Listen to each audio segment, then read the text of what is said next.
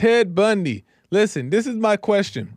For all people, are you raising a Ted Bundy? I'm just wondering, I'm asking, and I'm going to tell you why I'm asking, because I want to talk about Ted Bundy, okay? Listen, most of us know the story of Ted Bundy. Most of us know how Ted Bundy was executed in jail 1989 and how Ted Bundy killed a bunch of women, did crazy things with a bunch of women and the whole story. But some of us don't know all the details. Some of us maybe forgot the details. And I want to get into the details and talk about how this happens and talk about how it relates to today's society. Because what is important to me about Ted Bundy's story, what is most important to me is his upbringing. This is what my main focus is on today, is Ted Bundy's upbringing. That's what is priority to me. How did he get there? Because when you get to the how, then you can prevent, right, things from happening. You can learn how not to go down the same path or recognize when you see somebody going down a similar path, and you can stop it before he gets out of control. That's what I like to get to. So let's talk about Ted Bundy's upbringing, okay? First things first, Ted Bundy was born to a single mother, okay? At that time, this was like 1940 something. I think 46 when he was born, 1946, okay? Something like that. Back then at that time, it was a shame to be born out of wedlock, right? It was an embarrassment to the people around you, and just embarrassment at that time to be born out of wedlock. It wasn't accepted.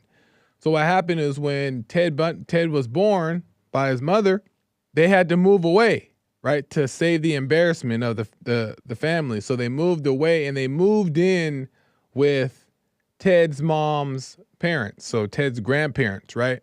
Ted never knew his father, never knew. So first detail there, Ted never knew his father, never got to know him, never even knew who he was, okay? Ted's mother, right, moved in with the parents and Ted was told by the grandparents and the mother that Ted's actual mother was his older sister, right? That was the story that was told, right? So Ted, all that he knew was being raised by his grandparents and his older sister, not even knowing until he grew up that his older sister was actually his mom, right? So in Ted's mind, as a kid, he had no parents, just his grandparents. And from the beginning, there were early signs that Ted was showing this boy was crazy. Early signs, right? So Ted Bundy, even at an early age, young, 3 and on, right? At one point, one of his aunts said that she woke up in the middle of the night with knives around her bed, and Ted Bundy was standing over her smiling. And he was like 3, according to some reports, right? He was like 3 or something, right? Really young. And he over there smiling over his aunt with knives surrounding her bed, right? For one, how's a 3-year-old that quiet? And for two, how does he gather that many knives around the bed, right? Boom, that should have been a sign right there. Let's look, we got to throw this baby out. That should have been a sign right there. He got to go. That's it. We got to start anew. Nah, I'm playing. But that was the first thing that happened. And then as he starts growing up, according to reports, he would start killing animals, right? Which is like a typical sign of serial killers, right? They kill animals. And he would he took I think it was a bunny or something like that, a rabbit, some type of animal, and hung it on a clothesline, right? Wrapped it around the neck, hung it on a clothesline, and set it on fire, right? Just doing weird stuff with animals. He did that. And then he also used to lure young kids into the woods, strip them naked, and terrorize them, right?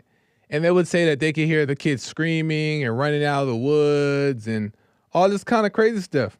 And nobody at the time apparently weren't really doing anything about it, right? They were just, maybe seeing him as this troubled kid, but they didn't make any big deal about it. Well, then as he gets older, he starts to develop this like this lustful desire gets stronger for ladies, right? So he would like go into the trash cans of like departments, like police departments around the area and try to dig up photos of like deceased corpses of women, right? Just weird stuff, according to reports, right? So he's doing all that and just showing all this kind of weird things. And a lot of this stuff was admitted by him in the courts, right? And a lot of this stuff was testimonies from family and friends as well. But he admitted to a lot of this stuff. And also, at one point in his teenage years, he would get really drunk and he would go and like look into women's windows, right? And just try to look at women and as they're changing and getting undressed and all that stuff, right? He would try to like peep at them and he would just do weird things. And then eventually, and nothing was being said and done at this point. So eventually, fast forward, he grows up, becomes an adult, he gets into a relationship. Now, I just imagine at this point, he's seeing that he's weird. He's recognizing that he's weird. And as you grow up being like an outcast, you start to like find ways to fit in with society, right? Because you want to be accepted and you want people to love you and you want to try to live a normal life because you know whatever you're doing is wild and crazy, right? So he tries to live a normal life. He gets in a relationship. He meets this lady who has money, right? She's well off, come from a wealthy family, and he's always been poor. So he's attracted to this lady. He gets with her and loves her so much, right? And they fall in love, but she eventually realizes she doesn't love him as much as he loves her, and they break up, right? Because she says that he wasn't ambitious, right? He wasn't ambitious enough for her standards or whatever. And he takes it hard because he planned to marry her, right? He takes it hard. He's heartbroken. They break up. He moves on. What does he do? He does what the average person does. He's like, you know what? I'm gonna just show the world that I can make this happen. So he goes, works hard. He actually tries to. He gets into politics, becomes a Republican. Gets into politics, becomes a Republican, right? And gets a good job and is working with this on this campaign to make this person at the time become governor, right? So he's making good money and he has these plans and ideas. He meets another woman and now he's the guy, right? Now he's the guy, the woman that he meets, this new woman that he meets falls in love with him and loves him more than he loves her type of thing. And now he's feeling good. He's feeling like the guy. And he's ambitious now.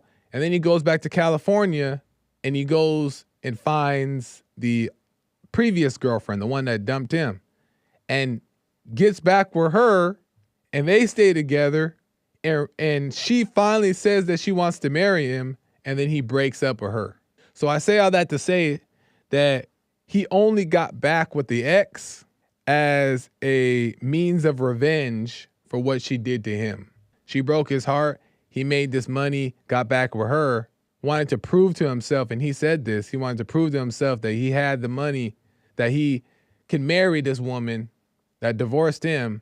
And as soon as she said she would, he left her and never spoke to her again, right? He seeked revenge. So there's all these little signs, just little weird things he was doing.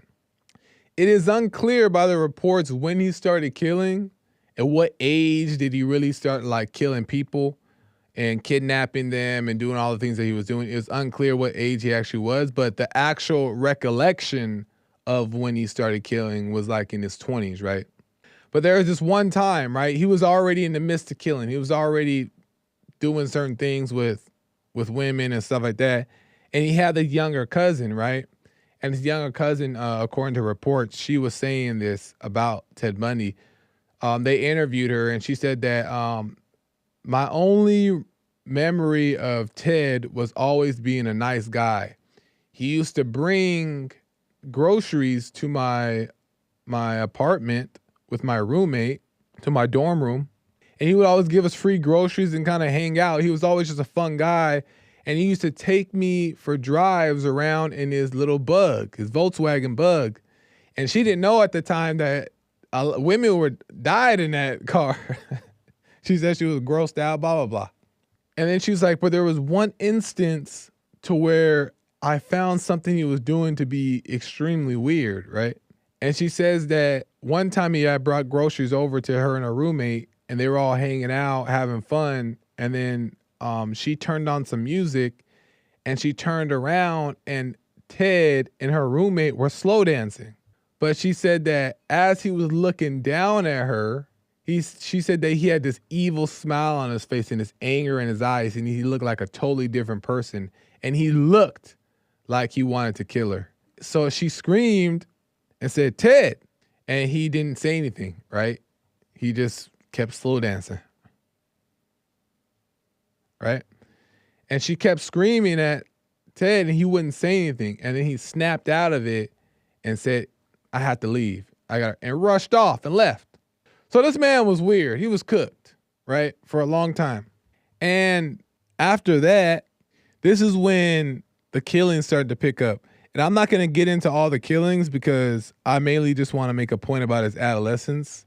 But a lot of the times just to summarize really quick, Ted went to jail, right? Eventually he was caught on, charges for these things. He goes to jail. Ted escapes jail. The man escaped, right? Jumps out a window, hurts his ankle. Boom. Ankle is hurt. He's down about 6 days. He gets pulled over, and the cops bring him back to jail.